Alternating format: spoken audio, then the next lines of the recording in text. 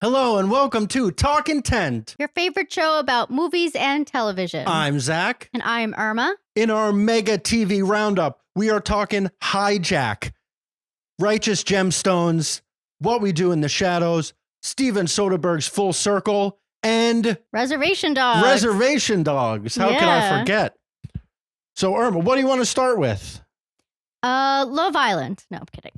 Oh, how was Love Island? It was great. I love that show so much. I don't care what you say. Irma's a new Makes me recruit to the happy. Love Island Nation. Don't know if I love the winners, but who cares?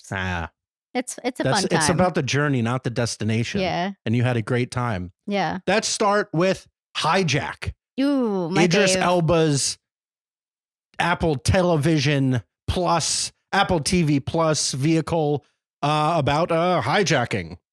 Yeah. Irma, did you like Hijack? I did. How much? I'm not ashamed about it. No, I think it's amazing. Honestly, I feel like, I know you disagree, but like, this is exactly what I want in like a summer TV show. Like something where like it has stakes, but like it's not something I have to like worry about. Like I know it's going to be resolved in the end. Like this feels almost like Air Force One or like any of those like blockbustery plane movies from the 90s. Like this just feels so much like those, and I love it.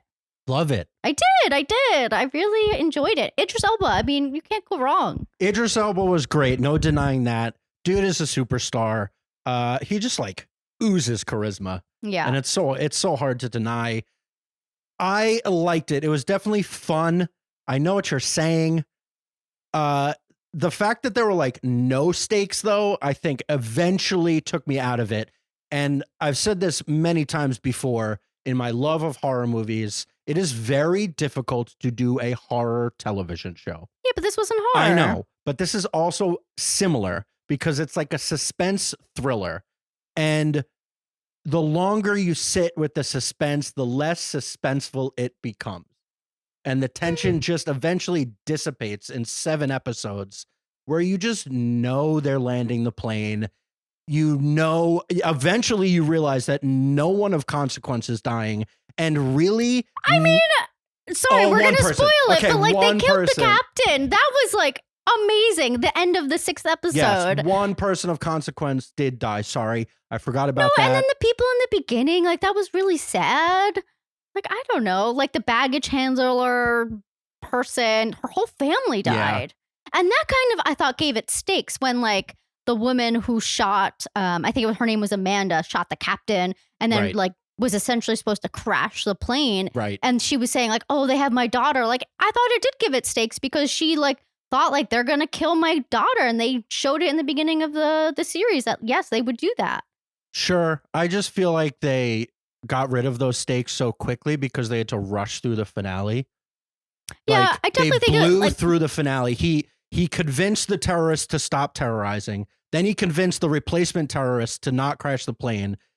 And then like he convinced everybody to not shoot the plane down as it was literally plummeting into London. That plane is obliterated. I'm sorry. There's an eventual point in these stories where it's like, I can no longer just go along with the ride. Like that plane is destroyed. I think you have to suspend your disbelief. Like, I don't think this is like that serious. And that's why I liked it. I know, but like you can do that same story without me being like, come on, like have her plummeting it not directly at London. Yeah. So like, well, I think there's a main difference between the show we watched and every other thing is that this one had Idris Elba. They're not going to kill him.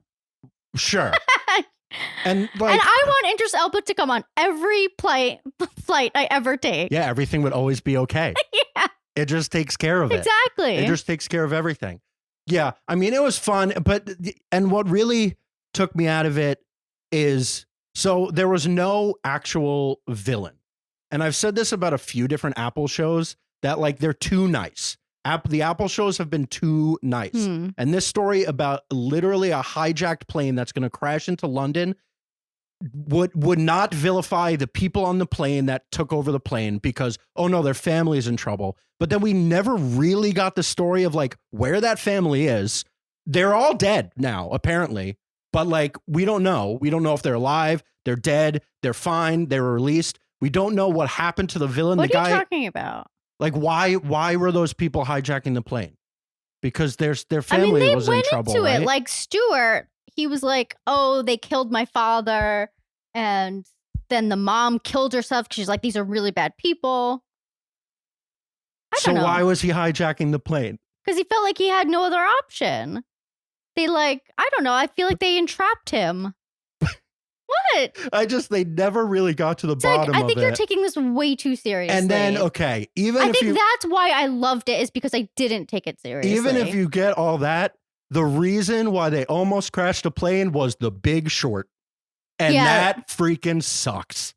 That was so lame. I was like, all of this is for a stock buy? Yeah. Literally all of this is for a stock buy. It was fun, but like I start picking it apart, and then it becomes like, man, I don't know. Okay. Stock buys. The Big Short. All right. Well, only Succession style shows for you then. No, I mean, they could be fun. Christ, can you have fun? But, I don't know. I guess thought it was the whole fun. thing was ridiculous. That's the point. I guess. Now I'm all riled up about it. I don't know. I can't wait for season 2. That's all I have to say. I'm watching it clearly by myself. No, I'm watching it. There is no reason for a season 2. What are they going to do? I don't know. Train? That guy, a boat? That guy shot the dude that got out of jail and then just disappeared. We don't know anything about anything that happened. Except maybe that'll be knew explained in season 2. Land. Like they'll come back. They'll like target Idris because they're like, he's the reason why the plane didn't crash. So we have to get him. Kind of like a Die Hard situation. Sure. This should have been a 2-hour movie. I don't know. Like there just wasn't enough filler to fill out the space. And then by the time we were 7 weeks in, I was just bored. I was like, okay, they're landing the plane. Let's get to it. Roll your eyes. All right. What's next? What's next? Next on the docket, Steven Soderbergh's Full Circle. What was it on? Ooh, Max. HBO. It's on HBO Max. Steven Soderbergh. We discussed it on, I think, 2 or 3 episodes ago. After we had watched episode 1 and 2, and we were very excited. Yeah. We're like, wow, this is a killer show, and the mystery of it all and the unraveling of it was really fun. Soderbergh's filmmaking was perfect for this story of being like guerrilla on the streets, handheld camera pretty much, just like all over the place, natural lighting. It was really on the streets of New York. It was really in these apartments, and it felt real and cool. Then episode 3 and 4 kind of lagged, I thought. Like once the mystery of what's going to happen with this kid was over, like the kid came back, and then it was just like, do we save the stranger? Although we know it's not a stranger, but we already knew. Like they kind of telegraphed that Timothy Oliphant was not telling the truth, but then also Claire Danes was not telling the truth, and it all came to a head. 3 and 4 lagged a little, but then I think 5 and 6 were once again really good. Yeah, I really think so there's like showy performances by Claire Danes, Timothy Oliphant, who's the guy with the ponytail? Dennis Quaid. Yeah, Dennis Quaid. I was going to say, what's his face's dad? And like you watch the show thinking like, oh, this is going to be like another killer performance by like all of these people. But I really think like it was held together by the kids. I don't remember their character's name, but like the Guyanese kids. Yeah, the Guyanese kids. Like I thought they were really good and very compelling, and like I cared about what happened to them, and I wanted them to be safe the whole time. And I really think a sneaky win for this series was, the guy, her right hand man, guy that played Garmin. Yes, Garmin. Yeah, he was really good. I thought, by the end, he kind of got to it. I thought he was going to take a little bit more control. Yeah. And I thought it was interesting that like all of this was just based on some curse, but nobody really fought back against that curse. Like, stop being stupid. Well, I think they kind of did by the end. They were like, okay, this is getting out of hand that we're doing all of this. But yeah, like, I just think like those characters really made the show what it was. And like Claire Danes and Timothy Oliphant in a way took a backseat. Like I just almost didn't really care about their storyline as much.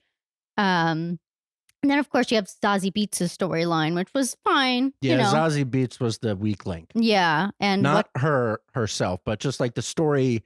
They needed someone that was on the law side to like push it forward. Although you don't really. Well, typically that would be like a man who's like his life is falling apart, like dives into this case just because he's got nothing left. Like, so I liked that it was, I liked that it was Zazie who was playing this archetype. But other than that, it didn't really work for me. Yeah, she like figured things out so easily. Yeah. And she found Javier so fast and like turned him. And she ended up being like the kind of like the info dump. Yeah. Like we already knew all of this stuff, and then she would like just say it and we'd be like, yeah, you figured it out.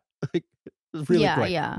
It was odd. But then I liked when it came to a head, and it reminded me a lot of like what the Coen brothers often do of showing like crime. And we're used to seeing these kind of stories, and we talked about it when we first mentioned the show of like saying it was like the Guyanese mafia, which is totally different than what we've ever seen before. Normally we expect like an Italian mob or just like, I don't know, some mega boss who's living in like this penthouse apartment. Yeah. And what they kept showing was like the woman in charge. It was like a fine house in Brooklyn, but like it was a totally fine house, and this crime was kind of just their jobs. Yeah. And they weren't like living large because of it. It's just like what they had to do. And then all of this violence that ended up happening, like a lot of people died on this show, and they thought they murdered a child until, obviously the kids saved him, but nobody knew that for a very long time. Yeah. And it all kind of turned out that all of this crime was really for nothing. And I liked that. Like the Coen brothers do that all the time, is like what they were fighting for. One of them has a new movie coming out with like similar. Well, yeah, but that one looks like goofier. Yeah. But like they go back, and when it unravels, and like Claire Danes had sent this money to this place and paid off politicians. Yeah, like that thing never got built. Like that was all for Bupkis, and all of this happened, and the kids just go back to Guyana, and everybody is just kind of lost, and nothing really came of it. And I thought that was really cool. Yeah, and also like she was trying to essentially murder this child, but then it was like her own nephew gets murdered in place of this child. Yeah. So I don't know. Yeah, I thought it was really good, very compelling, and I liked that it was 6 episodes. It didn't need to be anything more. Like I like his style of filmmaking, Steven Soderbergh's, and yeah, I just thought this was a really interesting story to tell. Like, next up, another show that is finished for now. The season 4 has officially been renewed, so it is happening. But The Righteous Gemstones season 3 wrapped up, and Irma, darling, was this the best season of Righteous Gemstones? I don't know if it was the best season. It was just really fun. I love this show. I love Danny McBride so much. And I just love how like he is someone who can give the stage to other people. Like you would think that like he would overshadow people, and he does, but I don't know, he's just so gracious in a way with like all the performers. Like what's his name? Adam Devine? No, Baby Billy. Oh yeah. Ugh, Uncle Baby Billy. I freaking love him. Like he is the best part of the show. Yeah, I agree with you with that. So Danny McBride this is his 3rd major show with HBO. I think now this is his most successorial one. Is it? I don't know. They don't know ratings. I imagine though. It's like it seems like it's the biggest one. Okay. Whereas the original Eastbound and Down was like so niche, and he was still pretty small. And then Vice Principals, I feel like didn't work as well. And then this one is like the culmination of like everything that they've been building. They have their whole like compound in South Carolina that everybody just goes to. Yeah. And they film down there. But yeah, you're right. Like Danny McBride, especially in those other 2, kind of was the full center. Yeah. Like it was really all, especially in Eastbound and Down, it was like all Danny McBride. And in this one, he could not even be in episodes. Yeah. And it would be totally fine with Judy and Adam Devine's character, Uncle Baby Billy, Uncle Baby Billy's wife. Who's always pregnant. They're all so funny. BJ, like all of them just slayed this season. And what I loved last season I thought it waned a little because it got bogged down by a bunch of plot. Yeah. And like they tried to make all of this plot that felt outside of the family. And I liked this one. It just felt real, and like that a cousin, another uncle would come and be jealous of them, but it still was within the Gemstone family. Yeah. And it wasn't just like another mega church. Like that started getting kind of silly. Yeah, I agree. With season 2. So this one was still the family. And then them having all of these troubles then opened their eyes to like what their lives could be pretty good. It's so good. And it's kind of funny because a lot of people compare this to Succession just because it is kind of like, 3 dumb siblings trying to like take over their dad's job who was like so good at it. And it is a lot of like fighting among the 3 of them. But in the end, or at least in the end of the season, they realize that they're stronger together. Yeah. And that's kind of what we wanted in Succession is like, the 3 of you really need to come together and like do this like as a unit rather than compete against each other. The whole Shark Tank bit. Oh my God. And it wasn't even like addressed. It was every time they went to that room. Good. Oh my gosh. 3 and like thrones. the thing behind them. Yeah. Oh my God. It was unbelievable. It was so good. Everything is so well thought out. It in the really show. Like, is. And they don't detail. try and like throw it in your face by like saying like, oh, look at what we're doing. It just is what it is. And it's just great. Yeah. It just makes me happy. All of them. Keith, forgot to say Keith. Oh my God. Literally I know. every character is so like nothing is wasted. Yeah. I know. And I have to say, I love the fashion in this. Like it's so over the top and ridiculous. And speaking of Keith, like every time he's in a scene, like what he's wearing is literally the most ridiculous thing, but it's never remarked upon. And I just love it. Like, it's just so good. And they finally had him and Kelvin kiss. I love it. Yeah, let's see where they go with that next season. I don't know what they're going to do next season because, I mean, I'm sure they're just going to start fighting again. Yeah. Or like bickering at least. We'll probably bring in another family member that like, I hope, I'm thinking that maybe they'll just wrap it up with season 4. Yeah. Not that I want it to end, but I'm thinking like story-wise, what are they going to do? They started getting along at the end. Yeah. There was like actually a really nice scene of them. They showed the actress that plays the mom like watching from a distance. Like a really sentimental piece in what is a ridiculous show. While they're all like kind of driving around this monster truck. Oh, yeah. So good. Hilarious show. Yeah. I'm going to say that this was the best season. Okay. Yeah. Yeah. I like honestly like I love this show, but it's not something that like I remember. Like I hardly even remember second season. I hardly remember the first season. I just know that like every time I watch it, it's funny and I enjoy it. And I love it for what it is. You know, like yeah. Great. I just feel like everybody just fell perfectly in their zone. Yeah. Well, they knew exactly what they knew exactly what everybody should be and how they should act, and just perfect lines for everyone always. I know, and it's kind of funny because like I used to not like Judy, and she's definitely a very so funny. I know she's definitely like meant to be not likable, but like now that I've gotten used to her level, I'm like I adore her, you know. So I don't know. I think it's just like a testament to like all of them. Great stuff. Yeah, it's really great. Next, we've got 3 shows that are not finished yet. Okay. First, well, which one do you want to do first? Reservation Dogs. You were most excited. Yes. We did our Excitometer episode, most excited TV show. I'll link it in the description. You can watch. We talk about every TV show that is premiering in August and how excited we are. And Reservation Dogs was Irma's most excited show. Yeah. I mean, it's great. Yeah. It started off so strong.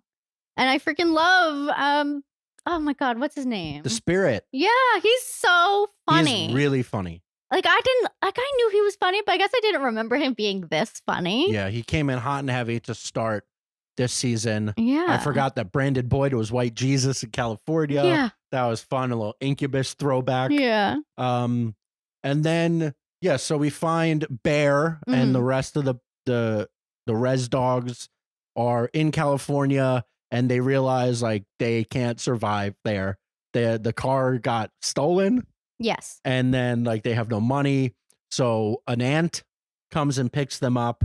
but then they lose Bear, and now Bear is stranded. And the last episode that we saw, he kind of they go pretty like metaphysical with this show, which is fun. Yeah. But they don't like slap you on the face with it.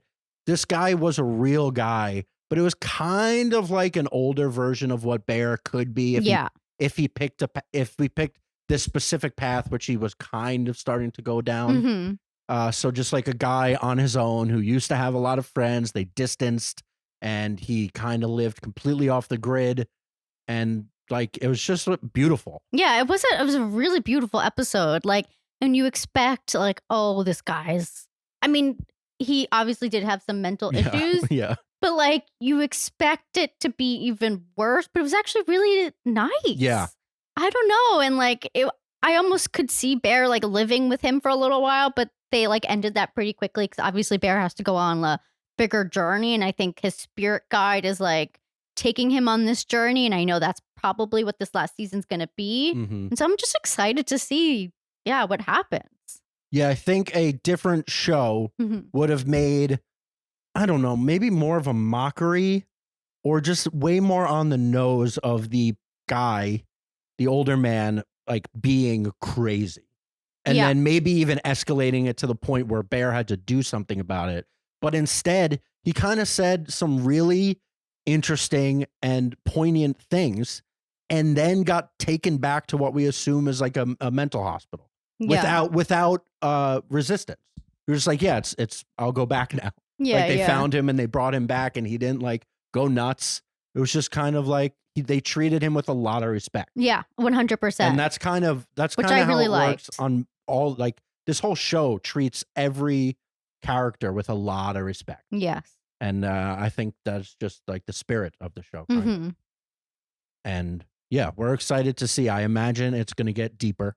Yeah. As we I get hope so. further, and then it's ending. No. So we're kind of sad, but at the same time, like this is just the beginning for all of these people. Yeah. At least I hope. Yeah, especially the kid that plays Bear. Yeah, he's so I could good. see him really, really doing something else. Yeah. I don't know what though, but hopefully filmmakers out there find something. Honestly, for all of them. Yeah. All the kids. And then 2 quick hitters. We've got What We Do in the Shadows is back. Oh boy, my fave. And man, another one that's just hitting on all cylinders. Yeah. I think this is now the 5th season. So they've been through a lot. Yeah, I hardly even know what's happening anymore, but it just makes me laugh. What they're doing this season is they're really escalating to the point where like they're gonna get, well, they have many times, but then they make everybody forget. Like they're harping on like they're just not being careful about showing the world that they're vampires anymore. And I feel like it's just gonna. They showed like they went on the news, and they showed everybody that was watching the news, and then they had to take over the news, the studio to make everybody forget. Yeah, and then the other through line is like Guillermo, is a vampire, but like not quite yet. He hasn't developed properly. So the story somehow is still developing, which is crazy. Like they've managed to pull this thread. Yeah. And it's not just a silly mockumentary. There's like a lot of story and a lot of stakes. They just keep adding to it. But then the 4 main vampires are so funny. They're so great. Kristen Shaw is on it more. Yeah. And she's also really funny. Yeah. And then there was a cameo by the emotional vampire. What was her name? You love her from SNL. Oh, right. Vanessa Bayer. Yeah. Yeah. She, the emotional vampire. That was with so funny. Colin Robinson, who's a energy vampire. Energy vampire. So he drains everybody. But then Vanessa Bayer like makes everybody way more emotional about making up these stories, and they were dating. It was they just like keep coming up with these funny ideas. That's really good. And then the monotony of all of the energy vampires just like so talking. Good. And then there's that comedian who was the head of the energy vampires who was also in Euphoria. And I remember when I saw her in Euphoria, like, who is this lady? She's so monotone. Yeah, and she then was when also I saw on her on Zach Galifianakis. Zach What's her name? Galifianakis' you remember? Clown show. Yeah. But it is still somehow really good and really funny. And like somehow emotionally resonant. Like, I am rooting for these people to not die. Like, when things come up, I don't want Nandor to get hurt. He's so precious.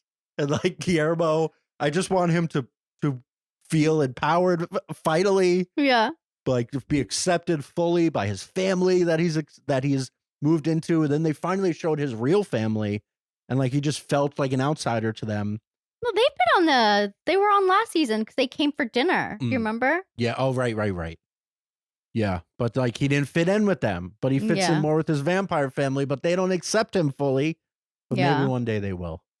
Well, now, they've created conflict where Nandor will probably have to kill Guillermo. No, he never will. He loves him. We'll see. And finally, Afterparty is back. New mystery, new murder, new styles. Yeah, we've talked about this the first couple episodes. We talked about it on a previous episode of our podcast. Mm-hmm. Listen to the extended discussions. Is this season good? Definitely not as good as the first season. I just think the first season. Yeah, we just had so many like standout performances, so many great comedians. And this is definitely like lagging a bit. I mean, I still love it. Like, don't get me wrong. Like, it's still great. Yeah. What do you think? Yeah, I agree. I think it is dependent on the styles of each episode rather than the mystery. And I felt like the first season, the murder mystery was actually the crux of it. And then like doing a different style for each character was just kind of an added bonus. Yeah. But now it feels like really the only reason to watch the show is to be like, oh, what style are they going to do with this character? And then like the mystery is kind of, it's like so cookie cutter that actually the episodes don't matter that much until the last minute where they give you a breadcrumb of why another character might have done it. Yeah. And like, that's it. But the Wes Anderson-esque episode, I think, was a standout. The noir crime one was a good one. This last one was okay with the British guy that's actually American and doing a terrible American accent because the actor is actually British. Yeah. Yeah, he seemed like the obvious person that killed him. So like, it's not him. Yeah. But like, the mystery of it all, I feel like got a little lost. Like, they're just gonna tell us, I don't know. Murder mysteries are hard to make into shows also because you just got to get to it. Yeah. There's got to be a person. And then the longer we stretch it out, it's like, I don't even care who killed him. I know. Well, Only Murders in the Building is coming back this week. So, yeah. The death of Paul Rudd. So many murder mysteries. I love it. Do you still?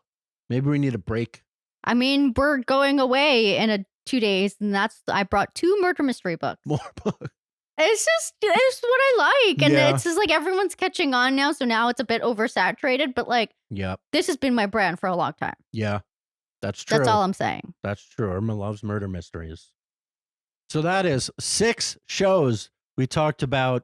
I would say Righteous Gemstones is the best of the 6 that we watched. If you haven't watched it. Then Full Circle and Hijack. Even though I did talk a little smack about Hijack. Yeah. It was still fun. I just like had a lot of nits to pick about how it ended. I feel like it just didn't get there. It could have been shorter. I mean, they left a lot of loose ends, but I don't really care. And then Afterparty is a bit of a disappointment. Season 2, I think. What We Do in the Shadows is still great. And Reservation Dogs is going to end primo, I think. Yeah, I think so too. We'll get there. And another show we actually just started is Silo, so maybe we'll talk about that on the next episode. Next week. We'll catch up on Silo. I'm sure a lot of people have seen it. I read the book, and people keep saying like, "How have you not talked about Silo yet?" Yeah. So we're doing it. Yeah. What are your thoughts on the 3 shows that finished? Did you like them? Did you not?